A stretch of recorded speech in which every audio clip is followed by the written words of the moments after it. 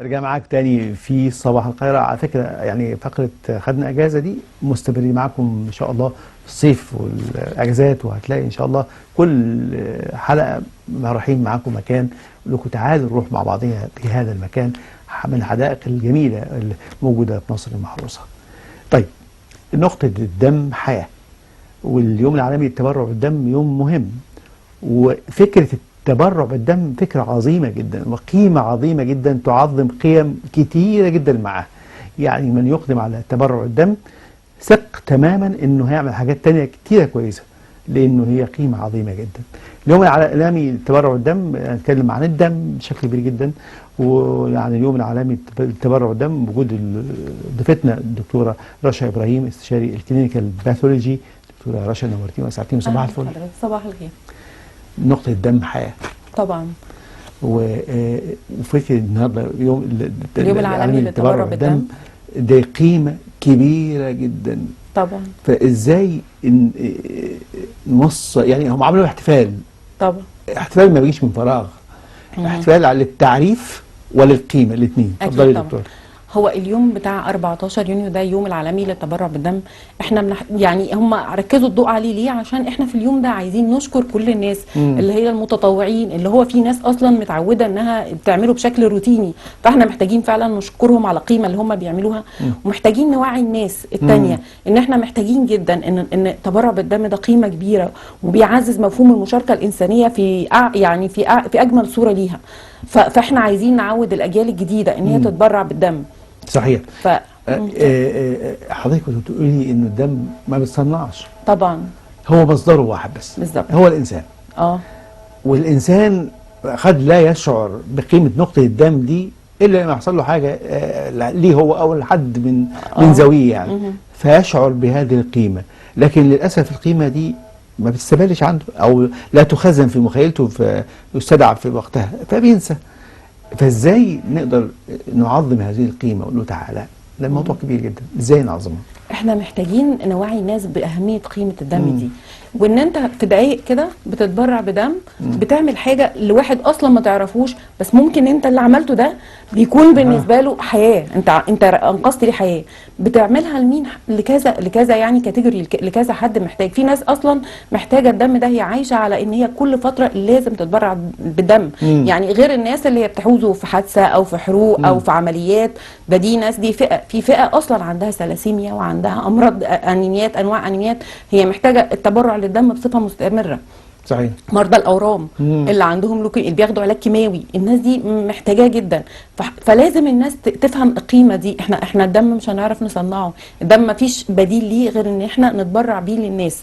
فحقيقي. وبعدين كيس الدم اللي بيطلع ده انت مش بيتفصل لمكونات، فانت مش بتنقذ بيه مريض واحد، انت ممكن كل مكون، لان احنا بقينا دلوقتي فكره ان انت تدي. الجزئيه دي هتشرحها لي بالتفصيل بس.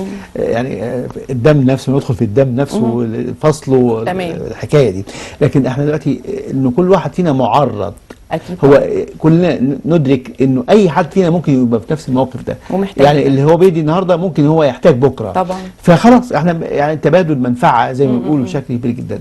لكن الدم نفسه الانسان بسمع هيقول لك لو اتبرعت دمك هتبقى انت ده كويس وهتجدد خلاياك والدنيا زي الفل وتمام. المفهوم ده ايه بالظبط؟ هو اكيد ده مفهوم موجود. الاساس احنا عايزين بس نعزز القيمه الانسانيه اكتر. ان انت ما تعمل كده، دي قيمه انسانيه ومشاركه مجتمعيه وبتنقذ حياه انسان، عشان حتى احنا اخلاقياتنا تتغير. يعني احنا لو قدرنا نوصل للناس الرساله بتاعه التبرع بالدم بالمفهوم ده، اخلاقنا نفسها هتتغير وطباعنا هتتغير. صحيح. وهتبقى ليها. لكن هو ليه قيمه. طبعا انت بتروح تتبرع بالدم، اولا بياخدوا منك هيستوري، بياخدوا منك البيانات بتاعتك، وياخدوا منك الادويه والحاجه. بعدين نعمل لك كشف طبي بسيط كده عليك، فتطمن ان انت على حالتك الصحيه. ده مبدئيا بيعمل لك هيموجلوبين. يعني احنا انت بتطمن على نفسك. يعني مش مجرد انه انا راح اتبرع بالدم دلوقتي اللي تعالى خلاص. هو سلامه المتبرع يعني تماما مساويه لسلامه المريض اللي هياخد كيس الدم. يعني احنا مش عشان هناخد منك كيس دم هنأذيك. فهو سلامه المتبرع ده متساويه تماما لسلامه المريض. يعني اطمئن الاول اولا على نفسك. تمام، مش عنده مشكله. بالظبط. وبعدين بعد كده انت لما لما بناخد الدم ده كله بيتعوض، فانت في خلال شويه انت بتحفز الخلايا جسمك انها تكون خلايا جديده، وان انت بتحفز النخاع العظمي بتاعك ان هو يكون خلايا جديده، والدوره الدمويه بتاعتك تتجدد. فدي برضو ميزه ليك انت. صحيح. فهي بس خلي الناس دايما تفكر في قيمتها الانسانيه، يعني عشان نروح فعلا عارف واحنا حابين. هو هرجع تاني برضه القيمه الانسانيه قبل ما ادخل بقى تفاصيل الدم. برضه القيمه الانسانيه زي ما كنت بكلم حضرتك يا دكتوره، اقول انه الدوله عندها مبادرات اعاده الوعي واعاده القيم الخلقيه العظيمه طبعا. جدا اللي محتاجين نشتغل عليها، وكمان في شبابنا، لانه مصر تقريبا 65% منها شباب. فمحتاجين ده المفاهيم دي ترجع. لما يقدم الشاب او اي انسان على فكره ان هو رايح بنفسه عشان يتبرع بالدم، وفي منظوره في عقله انه رايح يتبرع عشان ينقذ انسان، حياه انسان، فيعلو بالقيمه جدا بشكل كبير جدا، ويبدا عنده قيم تانية كتير جدا تتاثر وهتبقى أصبحت تلقائيه. سهلة. هتبقى تلقائيه. سهلة. انا اللي هعمل لو انا اتبرعت بالدم ده دي اعلى قيمه انسانيه. لو انا لقيت واحد محتاج مساعده انا همشي هجري عليه. لقيت واحد في حادثه انا هروح اساعده. دي حاجات انما ان انا اروح لا، دي ساعتها هنعمل حاجات كتير قوي. تعظيم قيمه العطاء طبعا، انه ده شيء قيمه عظيمه جدا. طيب الدم، مراحل بقى التبرع بالدم. احنا قلنا انا راجع اتبرع بالدم، تمام. نبدا نعمل ازاي بقى؟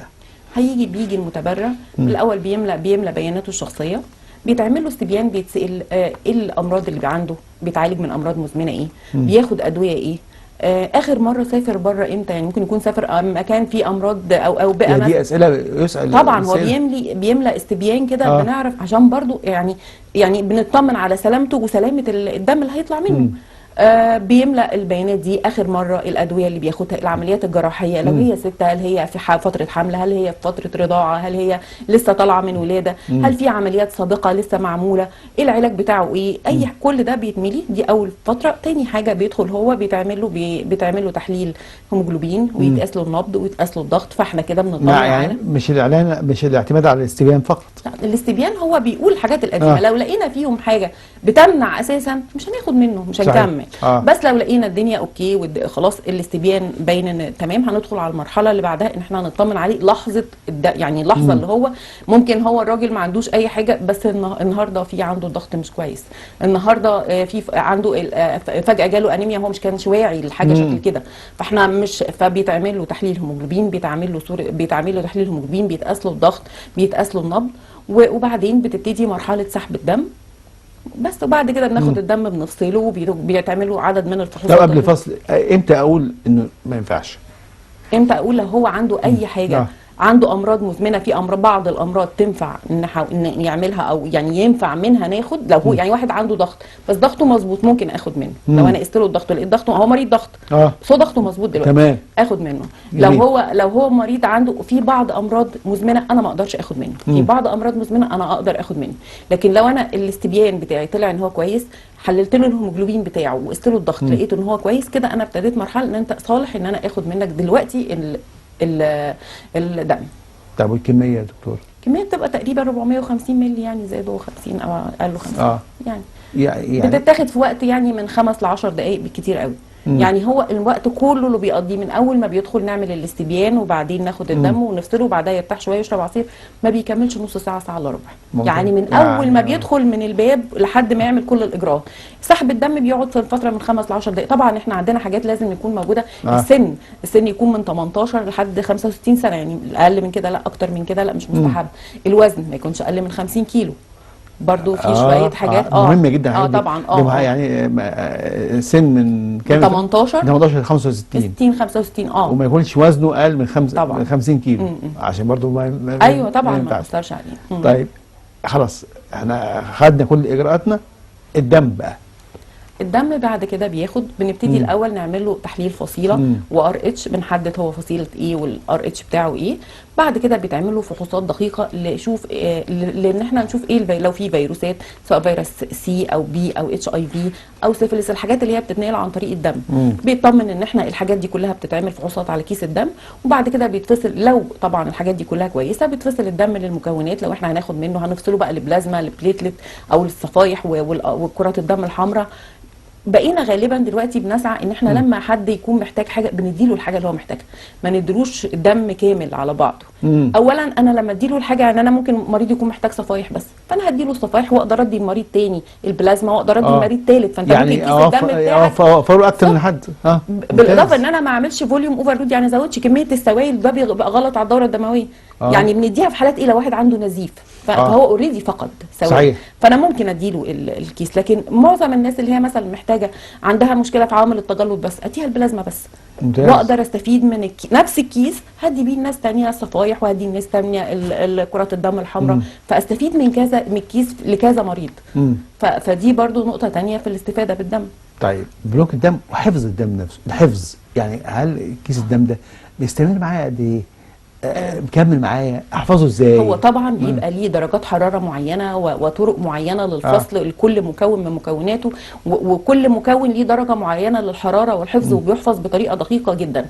وطبعا في الناس برضو لازم تبقى متفهمه ان السحب بيبقى احادي الاستخدام، يعني احنا مش عشان في تعقيم لكل الحاجات اللي بيشتغل بيها، محدش يقول هيجي لي مرض لما انقل دم، لا مفيش اي كلام ده، مفيش. الحاجه بتبقى احاديه والحاجه معقمه والجهاز كده. الحاجه بتبقى كل حاجه ليها درجه حراره معينه، كل حاجه ليها كمان وقت معين ان هي تفضل معايا. يعني احنا عندنا لو احنا قسمناه يعني ككيس دم كامل ده ممكن يقعد معايا من 35 ل 42 يوم. لو خدنا كرات الدم الحمراء بتقعد نفس الوقت. طب الصفايح هي اللي عندنا فيها مشكله وليها احتياج كبير، بتقعد من 5 ل 7 ايام. فدي النقطة الثانية اللي بنقول للناس يا جماعة احنا بنبقى محتاجينها بصورة مستمرة. طبعا ما هي ما بيقعدش، يعني انا لو جبت بالظبط فهو بعد السبع هتتعدم خلاص لو ما استعملهاش ده. بس انا عندي انا ما اقدرش اخزن بقى كمية واقول انا جبت النهارده كمية هتكفي، لا مش هتكفيني، هو معايا ماكسيمم اسبوع بالظبط كده. فانا محتاج دايما يكون عندي تبرع بالدم.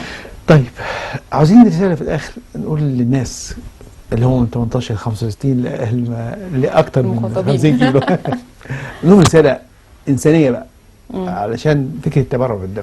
احنا عايزين نقول لهم ان الدم ده حياة بكل مفهومها. هو انت بتاخد من وقتك كام دقيقة هتنقذ بيهم واحد تاني في مكان تاني انت ما تعرفش، وهتمثل حياة مختلفة ليه جدا. وبالعكس انت كيس الدم بتاعك ممكن ينقذ مريض واثنين وثلاثة، مش هينقذ واحد بس. صحيح. فيعني عايزين نعزز الروح دي، عايزين نوصل للشباب ونروح لهم في الاماكن بتاعتهم ونوصل لهم نفس الرسالة، ونعمل اماكن تبرع في كل الحتت اللي موجود فيها الشباب دي عشان نحمسهم ونفهمهم الدنيا يعني قيمة التبرع بالدم. هم عاوزين هم اللي يروحوا يقدموا على ممكن نساعدهم في الاول ان احنا نروح لهم بالعربيات اللي دلوقتي بتاعت بس هو احنا عاوزين فكره ان هو يبقى جواه الوازع ان هو يا ريت يسعى ان شاء الله باذن الله. دكتوره رشا ابراهيم استشاري الكلينيكال باثولوجي، نورتيني واسعدتيني. شكرا. انا متشكره حضرتك. ميرسي يا فندم. ميرسي. شكرا. مشاهدينا الكرام دي كانت حلقتنا النهارده في صباح القاهره 14/6/2026. كانت تقاريرنا ولقاءاتنا الحواريه. في الختام شكر موصول لكم انتم مشاهدينا الكرام، وهذه تحيه فريق عمل برنامج صباح القاهره يوم الاحد. تحيه صلاح عبد الله، في امان الله.